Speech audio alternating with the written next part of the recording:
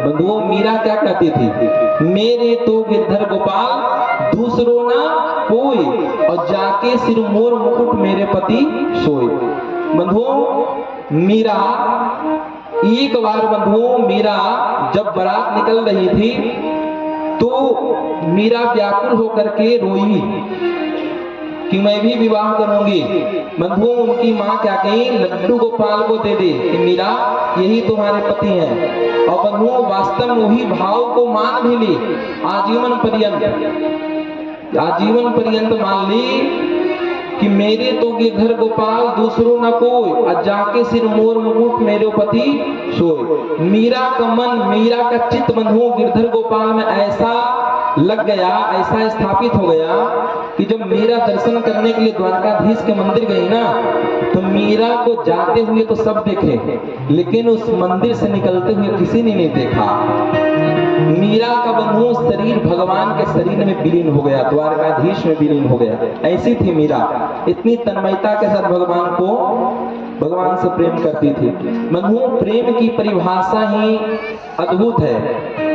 सुखी सुखित्वम, हम जिससे प्रेम करते हैं उसके सुख की हम कामना करते हैं, अपने प्रियतम के सुख में ही हम सुख का अनुभूति करते हैं। जैसे माताएं भोजन बड़ा सुंदर बनाती है, लेकिन बनाती है तो सबसे पहले खाती है क्या? नहीं खाती, सबसे पहले अपने पूरे परिवार को खिला लेती है तब खाती है। क्यों बंधुओं? जो सुख खिलाने में है ना वो खाने में नहीं है। क्यों?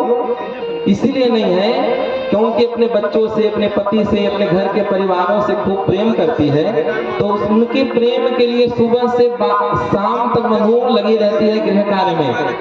अगर प्रेम नहीं रहेगा तो बताओ, माताएं तो दूर की बात है बंधुओं, घर में कोई काम करेगा? अरे तुम नहीं, भोजन बन रहा है, तुम भी आकर के यहाँ पर बैठो, तुम भी कुछ करो, सब्जी काटो। क्यों? स्वार्थ आ जाएगा। नहीं, हमें कष्ट होता है तो होने दो, लेकिन हमारे बच्चे खुश रहे, हमारे पतिदेव प्रसन्न रहे, तब सुखे सुखित्व। जब तक बंधुओं अपने प्रियतम के सुख की अभिलाषा आपके भीतर में नहीं जगेगा, तब तक प्रेम का उदय नहीं होगा।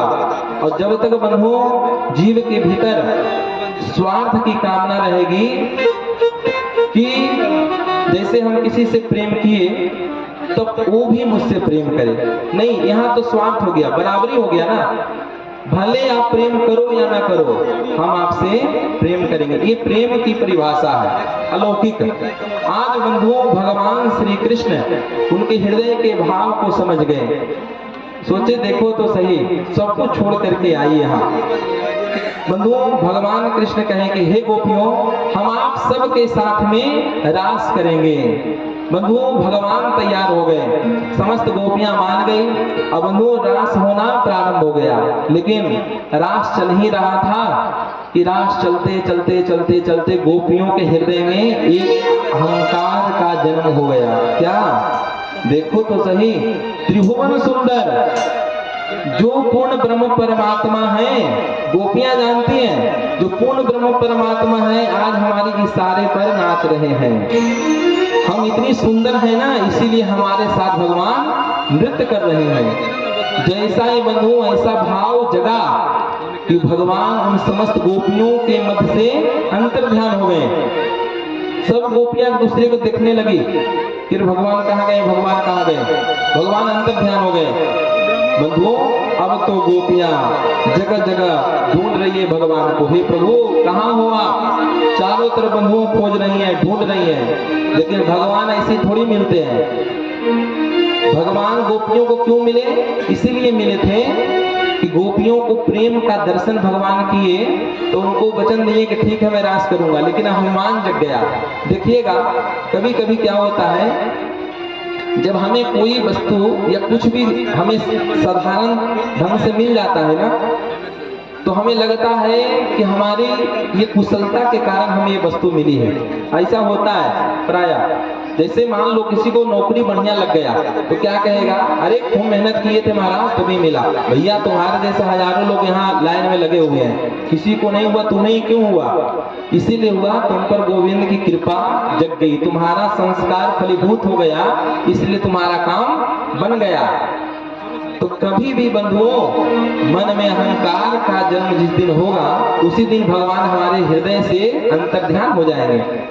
हमारे हृदय में भगवान का वास है, लेकिन फिर भी हम भगवान को नहीं देख पाते। क्यों? भगवान गीता में स्वयं बोले हैं, हृदय सुरदन तिष्ठति, हे अर्जुन, मैं तो जीव के हृदय में मेरा वास है, लेकिन फिर भी हम लोग क्यों नहीं देख पाते हैं? क्योंकि अज्ञान रूपी अंधकार से अंधकार ने हमारी बुद्धि को, हमारे विवेक को ढक के रखा है। और जिस दिन वो आवरण निकलेगी उस दिन भगवान का दर्शन अपने आप हो जाएगा ज्ञान के माध्यम से। बंधुओं, आज भगवान